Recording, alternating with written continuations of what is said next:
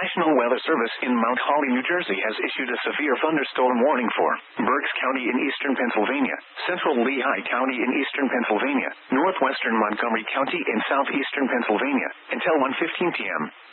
At 12:11 p.m., a severe thunderstorm was located over Burnville, or 10 miles northwest of Reading, moving east at 25 miles per hour. Hazard, 60 miles per hour wind gusts and penny-size hail. Source, radar indicated. Impact, damage to roofs, siding, trees, and power lines is possible.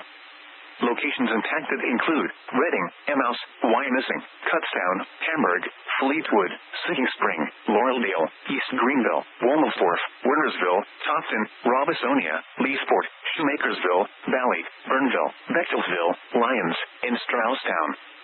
For your protection, move to an interior room on the lowest floor of a building. Torrential rainfall is occurring with this storm, and may lead to flash flooding. Do not drive your vehicle through flooded roadways. Repeating, a severe thunderstorm warning has been issued until 1:15 p.m. for the following counties in Pennsylvania: Berks, Lehigh, and Montgomery.